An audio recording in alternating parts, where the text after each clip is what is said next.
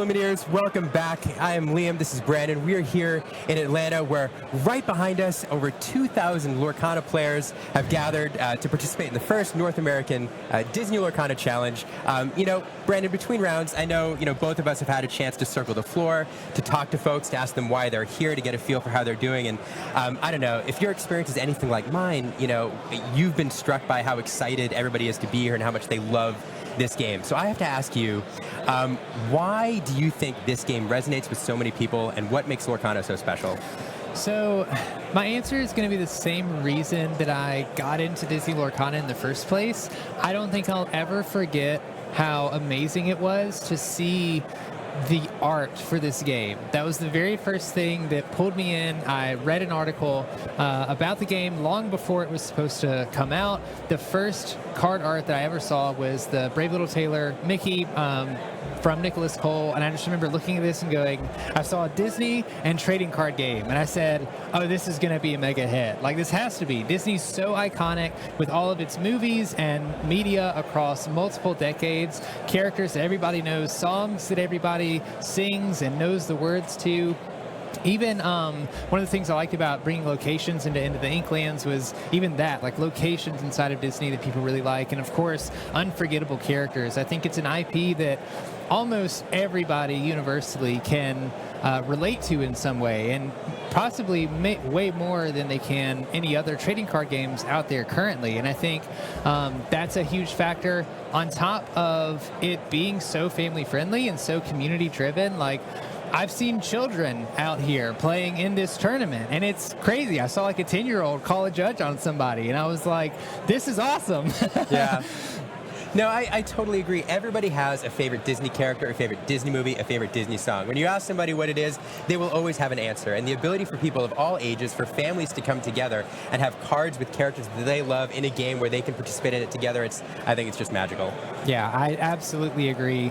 And for that reason, actually, Liam, why don't you answer the question? Do you have anything to add on that, on like a favorite character, or a specific thing that drew you into this game? I mean, it's everything you said. It's the art, it's the characters. I love Disney, I love games, and the chance to sit down across from people that I know, friends and family, but maybe even people I'm meeting for the first time, and share this passion for the SIPs, for these characters, over a trading card game, and the shared experience is I love it. I love it so much. And I think so does everybody here. Yeah, honestly, I'm very surprised to see, I don't think surprised is the right word. I'm very happy to see just the amount of people that have showed up for the very first Disney Lorcana Challenge here in North America. I think it's really promising for its future, to be honest with you. I completely agree. This is #1 in North America. There's more to come, but we need to get through this one first. Yeah, we have round 6, I believe, to get to, so I think we should move on to match number 6. Let's dive right in. All right, we have CJ and Nate. Nate, I mentioned earlier in the stream an Aladdin cosplay that I saw, and this was it. Nate's actually a pretty close friend of mine and Liam's. We know him personally, so I'm excited to see him on the stream tables. I know he loves Aladdin, so shout out to Nate on that one. It looks like he's playing I see Ruby. Is it Ruby Amethyst? It's hard to tell from the hand. I think that's right. Well, here we have a mini going into the inkwell and playing another mini.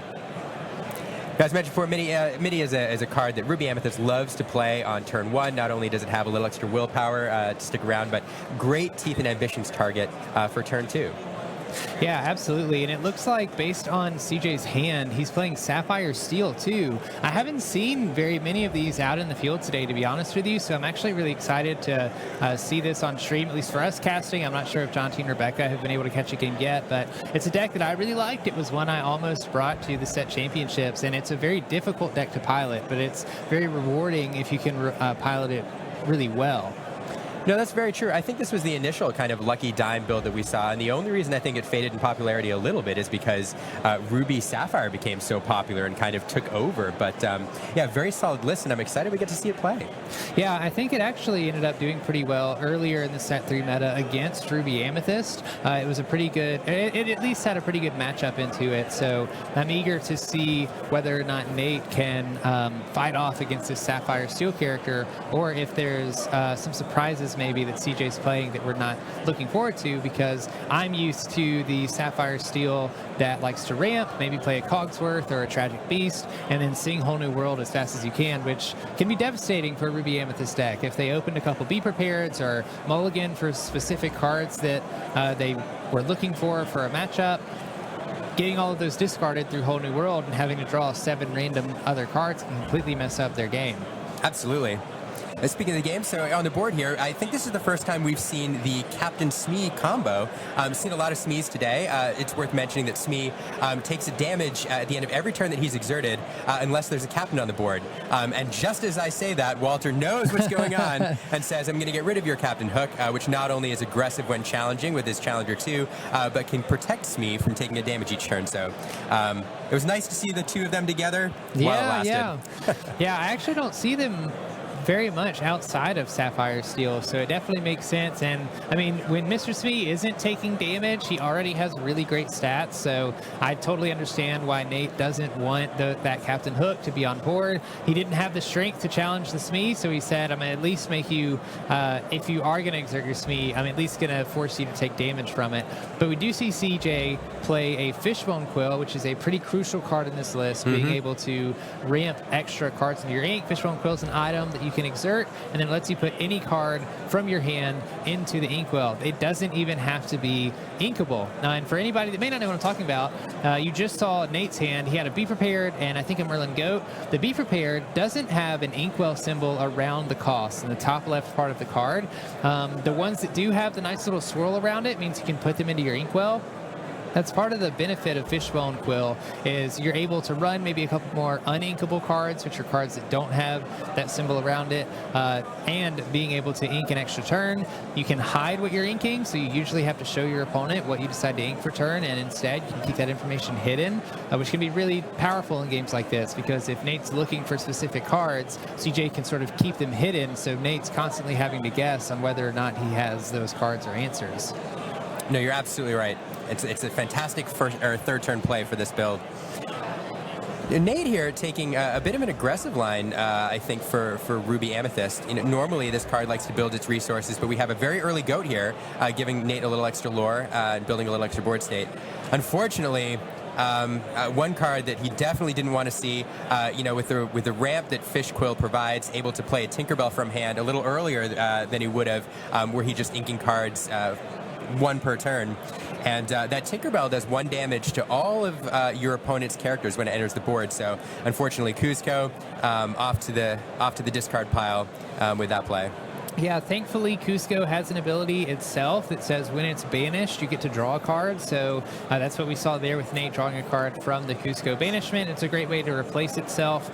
But yeah, Tinkerbell is a really strong card, especially in Sapphire Steel. Not only does it deal 1 damage when played, but it also has an ability that says when Tinkerbell challenges and banishes a character, then you can choose another opposing character to deal 2 damage to. So sometimes you're able to make a really positive challenge with Tinkerbell Giant Fairy to banish one of your opponent's cards, and then if they have another one that they didn't exert because they didn't want it to be banished, you can put 2 damage onto that and banish it even while it's readied, which is going to make it a little bit difficult for Nate here to exert or do much with his cards, unless we see here he challenges with the goat, or he challenges with the goat into the Smee, but of course the goat is going to be banished and he'll gain a lore off of Goat's ability, which gives you a lore every time the goat enters and leaves play. Then we'll see a Queen's Castle come down. Really great location in Ruby Amethyst, 2 lore. I believe it's 4 cost to play, inkable, and it has 7 willpower, 1 move cost. Yeah, so Nate clearing out that Smee to allow that castle to stay on board, perhaps till the next turn. But CJ with along came Zeus, dealing 5 damage to the location, then finishing it off with the Tinkerbell, making sure that Nate doesn't get that card draw off of it, and the extra lore. Yeah, I definitely like that play from CJ. The Queen's Castle can snowball really quickly, especially if you allow your opponent to put any characters on it, because at the start of your turn, you get to draw as many cards as there are characters at the Queen's Castle. So you obviously don't want your opponent to get too many characters there. CJ had the answer with the Long Came Zeus, which can deal 5 damage to either a location or a character. So coming in real handy there, being able to play the Long Came Zeus and then challenge into the location with Tinkerbell. Yeah, so let's take a look at what both these decks are doing here, both are control decks, usually, and I think they both have leaned into that line a little bit. Both are playing towards the end game, where a lot of options for these cards open up to each other. But they're going to play the end game slightly differently. Usually, Steel Sapphire is looking to build up a ton of resources in its inkwell.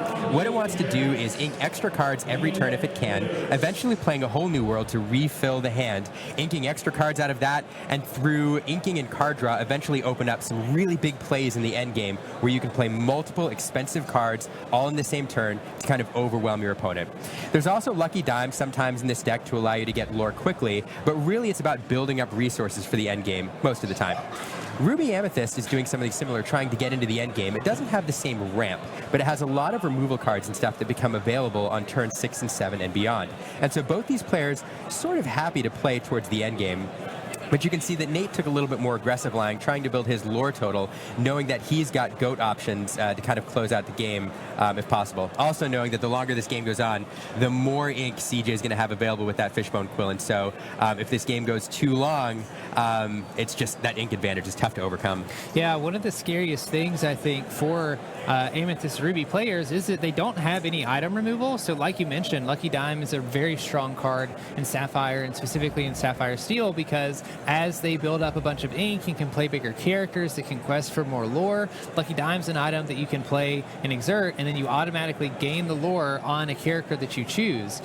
So as soon as the Lucky Dime comes down, Nate doesn't have a lot of time to close out the game, because CJ's basically going to be able to use the Lucky Dime as many times as possible. And you have characters like Gaston that CJ played just now that has 3 lore, and lets him look at the top couple cards of his deck and pick a card to put into his hand, and then the rest he puts on the bottom. And as soon as the Sapphire player gets rolling on that, the Amethyst Ruby player just doesn't have a lot of time. And knowing that Amethyst has access to Merlin Goats and other pretty aggressive lines like Minnie Mouse Surfer and Ruby, I totally understand what Nate was trying to do, trying to get a lore lead fast so that he can get as close as he can to 20 and then hopefully close out the game through some instant lore. Absolutely. CJ here with the Gaston, allowing him to draw, look through the top of his deck, top 3 cards, correct, and draw a card? I think so. I think it's top 3 cards. Also, 3 lore in Gaston, so if left unchecked, can push the lore to a little bit. I do have to mention, too, this card, this smart Gaston, as I call him, intellectual powerhouse, I think, is one of the things that I just love about Lorcana. It's the ability, because these are not the actual characters, they're glimmers or impressions of characters summoned with Magic Link. You can explore some of these beloved Disney characters or disliked Disney characters in the case of Gaston in some really fun ways. So this is Gaston, who thinks he is super smart and is explaining the plan to Mary Bell on a chalkboard, and I love it so much. Yeah, I'm not going to lie. It's one of my favorite parts about Disney Lorcana, getting to see characters that you know and love reimagined in different ways. Dreamborn and Floodborn characters are some of my favorite in the game. Cinderella Stouthearted is one that comes out to me. I love seeing Cinderella, who's supposed to be this princess in this knight armor holding a glass sword instead of a glass slipper. There's some really cool stuff going on in some of the art with all of the original art for this game as well. It's absolutely one of my favorite parts about this game. Absolutely love it. With some brilliant artists bringing these characters to life. Yeah, absolutely.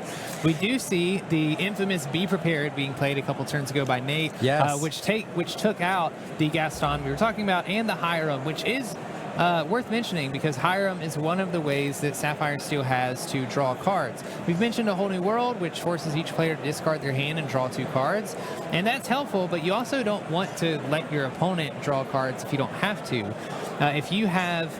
If you're ahead on board, you can instead, if you're the Sapphire Steel player, play Hiram Flaversham, who can banish an item and then draw 2 cards once that item's banished. That way you're drawing cards, but your opponent's not. So we saw the Be Prepared come down, get rid of that engine so that CJ doesn't have as much card draw. Unfortunately, right after that, CJ had a Beast Tragic Hero that he was able to play. And Beast is a really strong steel card that basically says, so long as Beast is not damaged, you get to draw an extra card at the start of your turn. more cards is better. Yeah. That's true. Now, Nate has plenty of answers for that beast there. There's Lady Tremaine, if it's the only card on the board, which it was. There's Madame Medusa, which could have banished it because it's 3 strength or less. Unfortunately, it doesn't seem like Nate had either of those answers, so went drawing looking for it, but it doesn't feel good to leave that on the board unchecked. No, looking at Nate's hand, he doesn't have great options, if I'm being honest with you. We see a Merlin Rabbit and a Merlin Crab. The Merlin Crab can help him banish this beast if he plays it this turn, because Merlin Crab can give another character challenger +3. So you could play the Merlin Crab, give Chernobog followers on board challenger +3, which would be just enough to banish beast with 5 willpower. And it looks like that's what we're going to see.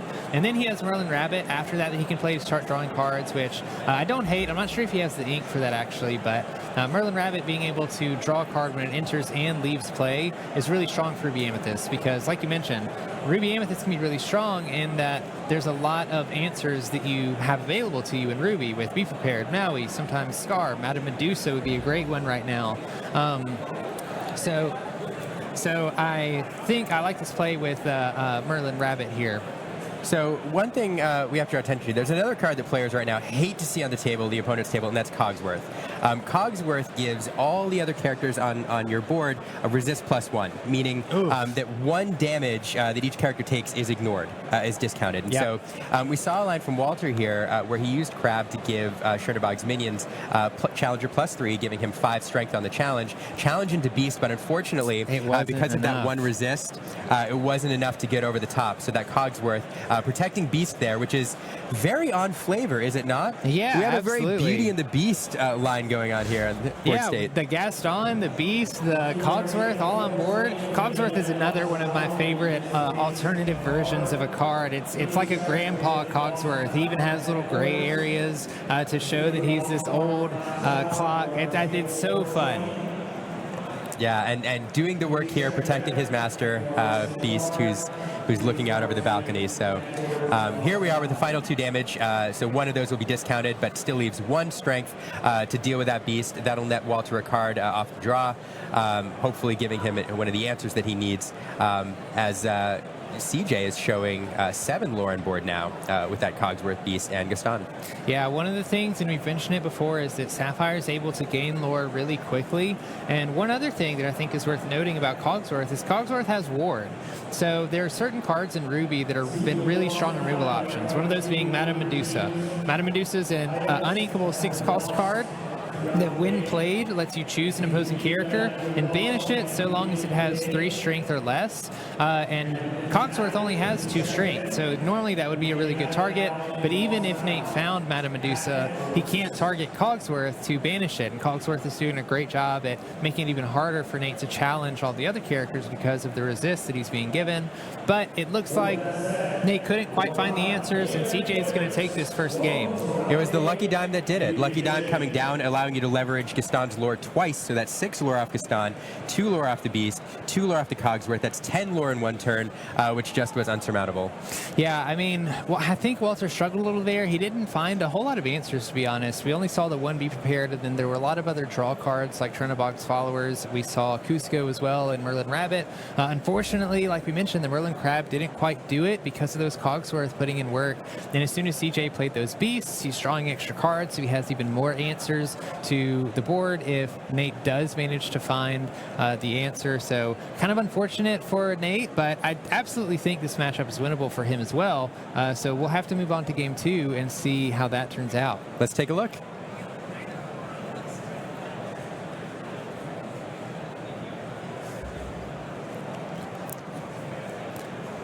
All right, we're going into game 2. It looks like CJ is going to ink. Actually, I don't know what's happening right now, to be honest. Yeah, it seems that I'm not sure what's happened yet. We'll get an answer here shortly, but I think what happened, CJ must have tried to play, thinking that he was on the play, and maybe is on the draw. That's one of these things about these tournaments. You know, a lot of people look at these card games and they think, you know, these are easy to play because they're not necessarily physically taxing. But these long events are endurance events in a lot of ways. You have to eat right, you have to sleep right the night before, and they're mentally draining because you're just constantly engaged, you know, mentally throughout the day. So by the time you reach rounds, you know, 6, 7, and 8 in like a 9-game tournament like this, these players are tired, they're exhausted, and it really becomes a challenge to kind of push through to the end. So. Yeah, so sometimes mistakes happen, but you have to understand the nature of these events. They're tough. They're not easy. Yeah, I mean, while we were on our break, I was just having a conversation with a bunch of people in the community, talking to everybody, and I was having that conversation with them in that playing 9 rounds straight, having to be locked in the entire time is extremely mentally taxing. And specifically in the 2-game format where every single win matters, it's going to be really tough. Out of the 2,000 players that are here today, only 64% of them, or sorry, only 64 of them are going to make day 2, which is roughly only 3% of the field. So you really don't have any room for error. And when you are locked in for all 9 rounds, like it gets tiring. You start to miss stuff. You forget who goes first. You forget if you inked for the turn. There's a lot of things that can slip your mind. Absolutely. So here you have a Chernobog's Minions on turn 1. This is a fun little card that came out last set. This card is a 2/1. It quests for 1 lore. But when you quest with it, you can banish your own character in order to draw a card.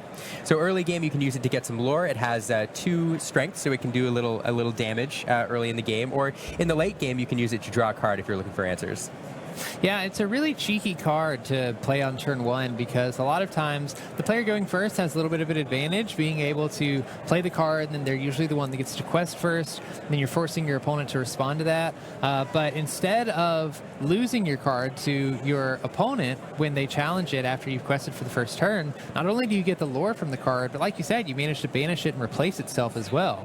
And then we see Cusco come down as well, which is another replacement card.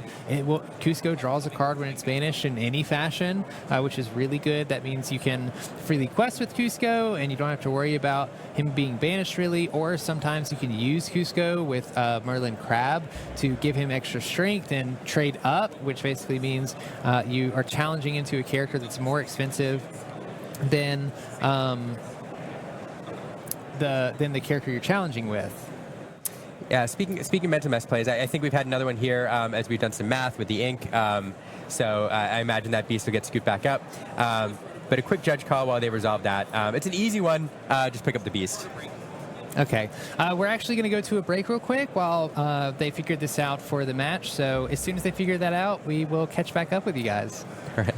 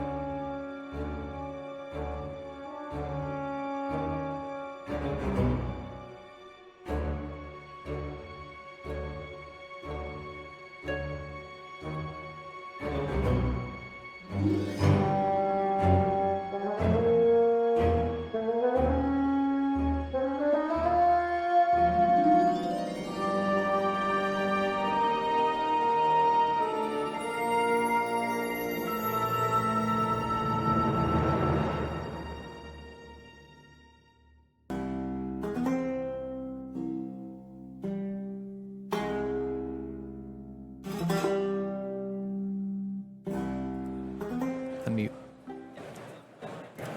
So easy fix here. Judge call has been resolved, and basically the player was moving quickly, put the beast down, thinking they had the ink to play it, thinking one turn ahead, trying to plan ahead, and the judge call was easy. Just pick the beast back up, and Walter with a little bit of free information there, knowing what's coming next. Yeah, kind of going back to what we were saying. You know, this is round 6 in the day. They've played 10 games of Lorcana at this point, completely locked in.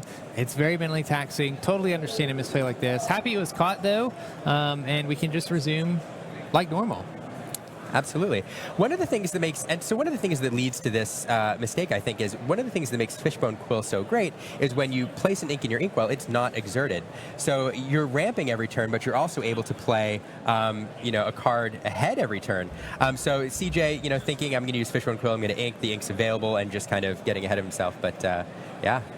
Yeah, I mean, Fishbone Quill is a very strong card for Sapphire. For those reasons you mentioned, you're getting ahead on ink. The fact that you're able to use that ink that turn is super strong. There's other ramp options that we've seen in Sapphire. There's a Mickey Mouse Detective card that, when played, puts a card into your inkwell, but that ink is exerted, so you can't use it for that turn. So it's absolutely a very strong card.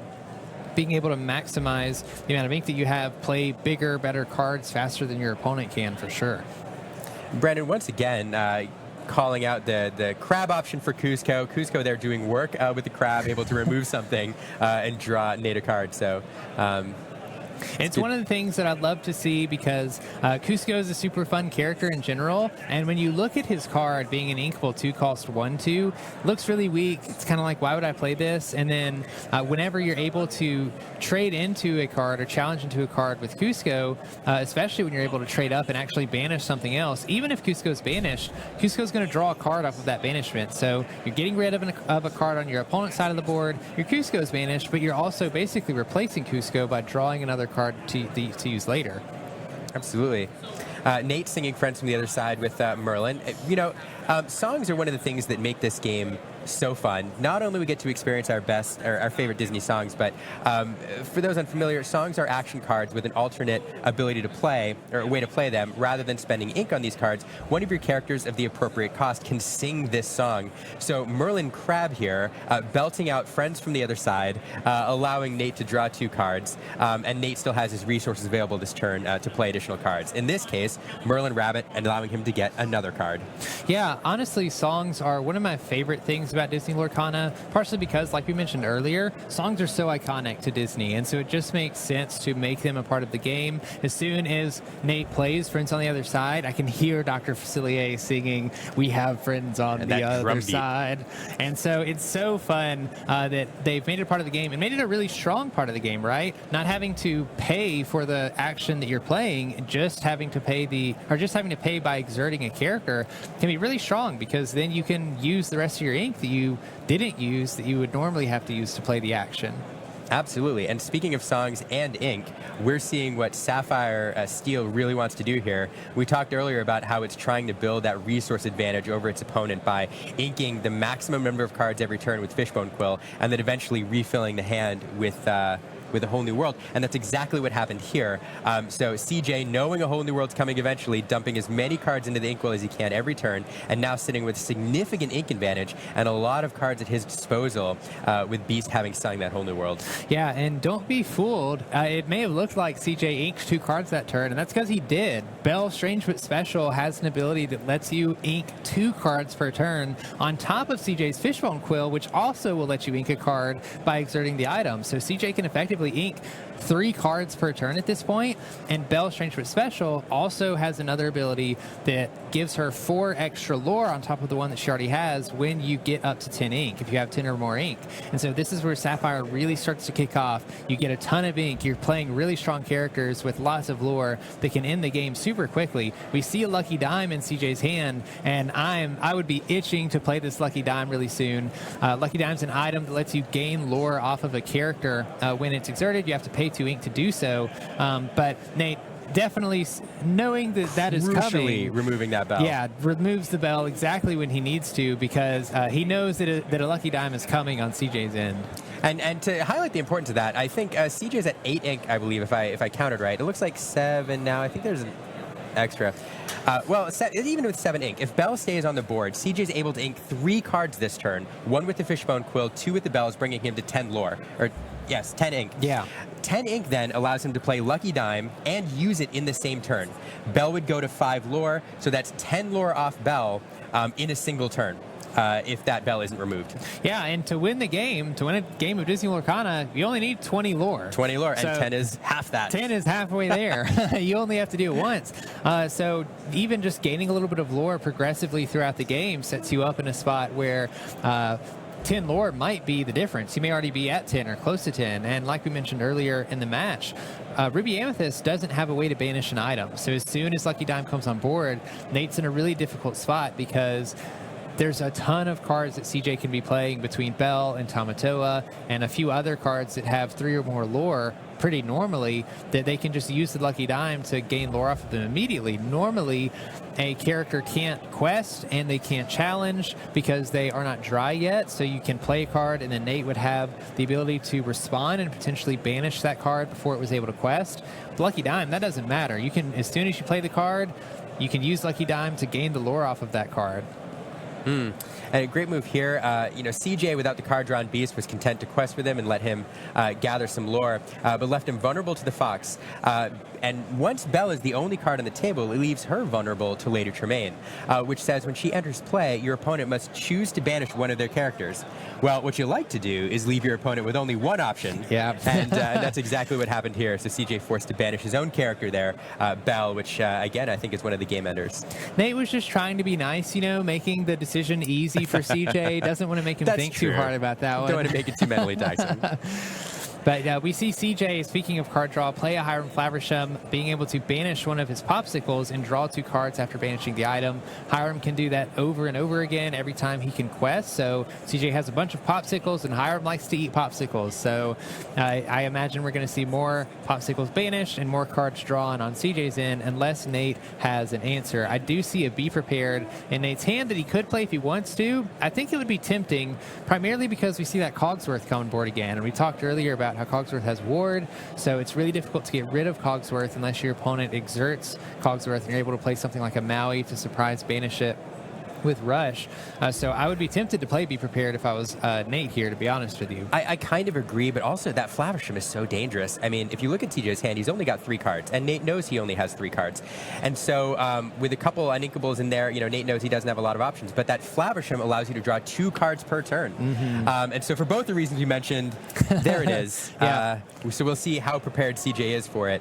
Top decking a Tinkerbell there, so at least there's a character to get on the board to begin to build a board state. Yeah, and we've mentioned the Lucky Dime over and over again. I see at least one in CJ's hand. There might be a second one. Yeah, so it's an uninkable card. You can ink it with Fishbowl and Quill if you'd like, but CJ only having 4 cards in hand. Lucky Dime's pretty expensive. It's a 7-cost item, and then it's 2. You have to pay 2 ink in order to even use it. So this does put Nate on a clock, putting the Lucky Dime down. But Nate does have a pretty full hand, and CJ is essentially going to be working off of top decks because CJ is just going to draw a card. We see a Tinkerbell Giant Fairy. I don't think you really want to be playing the Tinkerbell Giant Fairy without dealing damage to anything. But if CJ wants to, he can play the Tinkerbell Giant Fairy, then use Lucky Dime to gain 2 lore. And CJ is really going to be looking for those high lore characters off the top of his deck that he can play and gain lore instantly, because hopefully now Nate can start playing pretty wide, knowing that CJ doesn't have very many cards in hand and likely won't have answers.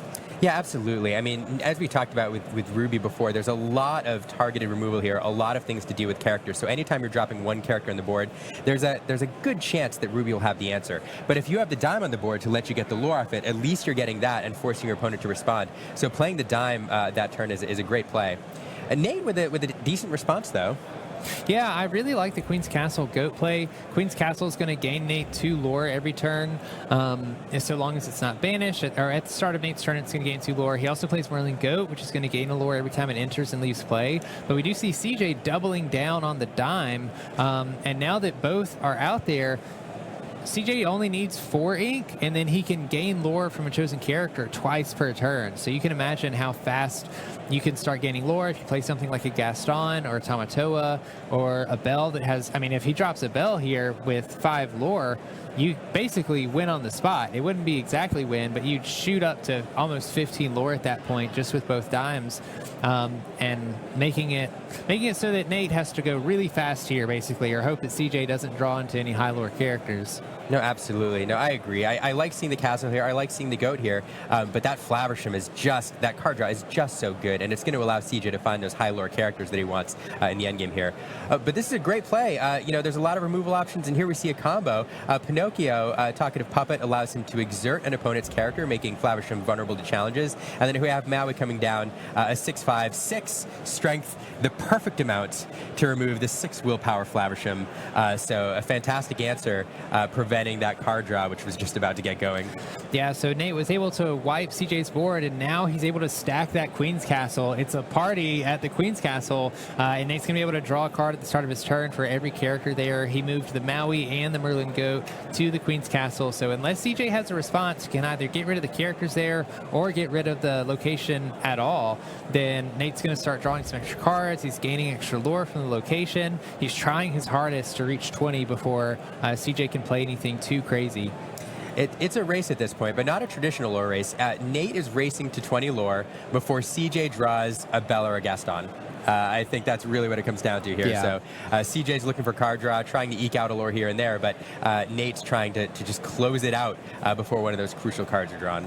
Yeah, and it's going to be a really tough race, because even with something like Tinkerbell Giant Fairy that only has 2 lore, I mean, you're still gaining 4 lore a turn with Lucky Dime before you've even quested with the character, and it doesn't take a lot of math to realize CJ's going to hit 20 really, really fast. And although Nate has options to gain lore quickly, like Merlin Goat, you're not going to be able to gain it as quickly as Sapphire can with 2 Lucky Dimes on board. Absolutely. There's something else critical that Tinkerbell's doing here, though. It's not just the 4 lore turn, which is very good, but now Whole New World almost becomes a game ender. If Charlie draws into it, Tinkerbell being able to sing a Whole New World, leaving enough ink left over to play perhaps a Bell or a Tamatoa if it's being run in this deck, and then use Dime twice, which will require 4 ink, is pretty powerful. So being a singer on the board is also pretty important if CJ draws into that Whole New World. Yeah, I mean, that's a great point. Tinkerbell's a 6-cost character, so she is well within her right to sing a Whole New World, which is a 5-cost song. We do see Nate grab a Be Prepared and a Maleficent Sorceress. He's going to decide to play the Maleficent Sorceress first. Draw first, people at home. If you have a card that you can play that draws you a card and doesn't change what you would normally play after that, draw the card first. You might find the answer that you're looking for. I don't know that Nate found the answer that he was particularly looking for, but at least the sequencing was done correctly. That's true. The Goat, again, not terrible to see here. Again, you'd like to find something to remove that Tinkerbell if possible, because it does represent 6 lore, actually, with the quest and then the 2 dimes. So 6 lore is one Bell draw or Gaston away from closing it out.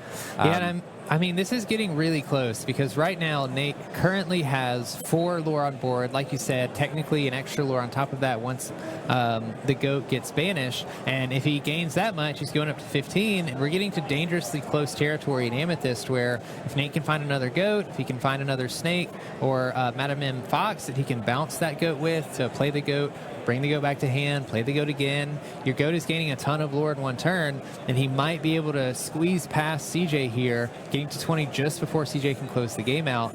Unfortunately, we do see a Cogsworth played, or unfortunately for Nate, we see a Cogsworth played which has wards. So that's going to be difficult for Nate to do anything with, because I don't expect CJ to exert this Cogsworth. It has ward, he has Lucky Dime, he can use the Lucky Dime on the Cogsworth and gain 4 lore every turn, and it's basically, again, a Be Prepared or Bust for Nate. I think so, too. I don't think he's going to have a chance to exert that Cogsworth, because I'd be surprised if both those characters stay on the board after this turn. Nate able to draw 3 cards off the Queen's Castle, plus an extra card for turn. So that's 4 cards, giving him some answers. If he didn't have the Be Prepared before, he would have it now. This is a great play. Maui, most characters can quest for lore. Nate's looking to quest, but Maui can sing a song, even though he can't gain lore. So singing Friends, giving him a couple extra cards, not challenging the Tinkerbell because the Be Prepared is available. And now Nate's able to quest for 2 and then possibly clear the board, leaving his location standing.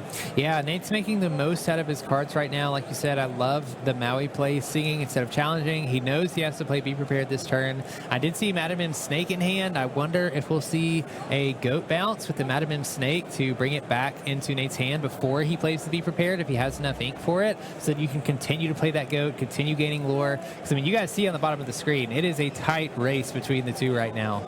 There it is. Bringing it back to hand, gaining the extra lore when it leaves play. Here we have the Wizard's Duel playing out again with the Snake chasing the Goat.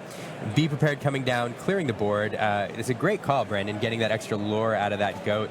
You'd much rather lose the Snake and have the Goat available so you can close out the game. Yeah, and we're in an interesting place here where, like you mentioned earlier, the Queen's Castle doesn't go away. Be Prepared only banishes characters, but it also doesn't banish items either. So CJ still has Lucky Dime. So we're really at a point right now where each player just needs 1 or 2 extra cards to win the game, and it looks like CJ found what he needed, dropping a Gaston with 3 lore. He should be able to use both Lucky Dimes to gain a total of 6 lore in 1 turn. That's going to put CJ all the way up to 19 lore this turn.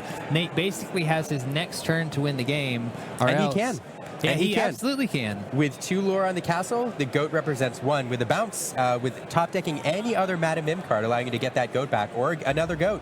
And that's a win. Yeah, so we'll see if Nate's able to pull it out. If CJ can find an answer, a whole new world would be pretty good right now to just disrupt whatever Nate has in hand so that he can't do that. Absolutely. But CJ knows the goat's in hand. Yeah, he knows the goat's in hand because he saw CJ bounce it back up. Or sorry, he saw Nate bounce it back up. He knows that Nate's going to gain 2 lore off the castle this turn. This is an extremely tight race, people. This is one of those, you have those moments where you have game next turn and you pass to your opponent and you know they can win. You're just not sure if they can win. Yeah. And so you pass that over hoping it comes back to you. And this is one of those moments. Yeah, just to make sure that Nate can quest or can goat and bounce. Because it looks like Nate is only at 18. He needs to be able to play the goat and play a bounce card this turn. So we see the Lady Tremaine drop. That's going to get rid of the Gaston. But again, with those Lucky Dimes, it may not matter. CJ just has to have a character that he can play, use the Lucky Dimes in order to win. Any character will do. So Nate here with the goat going up to 19 lore, putting that goat in the castle just in case it comes around next turn again, giving him that extra card. And now we're going to see a pass over to CJ, and CJ just has to have a character to close out this game. We'll see if CJ has it. It's very likely. I think that's what he drew. Is. Yeah. I think he top decked this me. Golly. I tell you what, folks. What a close game. That really came down to the wire. Golly. I mean, this is some top-level Lorcana play. You saw it right there, down to the wire, 19 lore. Either player can take it after playing some amazing games. It coming down, I think, to the top deck there at the end. I think CJ needed to draw a character, went and hoped and pulled it and pulled it out. Yeah, I don't think CJ had many cards in hand. And so, I mean, as we get later and later into the rounds, I'm starting to notice that we're seeing tighter and tighter games, better and better gameplay. It's getting really exciting. This is only round 6. There's 3 more rounds after this one. Yeah, I'm just so excited to see where this goes because the best is yet to come, I feel like. Yeah, we have the best Lorcana players, or some of the best Lorcana players in the world here, so I'm very excited to see who can make it all the way to this round 9 with really great records, trying to get into that top 64. Absolutely. So with that, I think we're going to go to break, and then we'll get you an interview with the winner.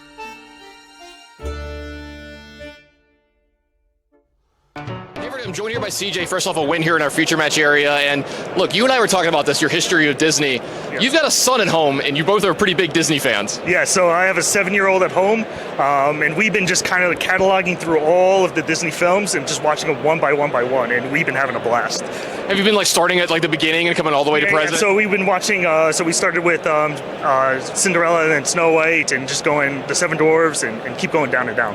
Does he have a favorite yet? He does like Lilo and Stitch, so. Yeah, that's a really, really good one. Is he a future Lorcana player, maybe? He's actually goes to me with casual games, so we've been going out to a loco by us, and we've been just playing and having fun, so maybe. Awesome. He's probably going to be better than both of us very, very, very soon. Now, you're playing Blue Steel here today, and you said you had a little bit of a secret tech in your deck. Could you mind sharing that with us a little bit? Yeah, sure thing. So I'm currently running a couple of Winnie the Poohs, and I've been asked about it several times during my matches. And the reason why I'm running Winnie the Pooh is that it helps deal with steel decks, or with Benja trying to destroy my Inkwell Quill. So there's that. It seems pretty good to me, CJ. It seems to be working really well, and keep it up. Got it. Will do. Thank you. You can say that.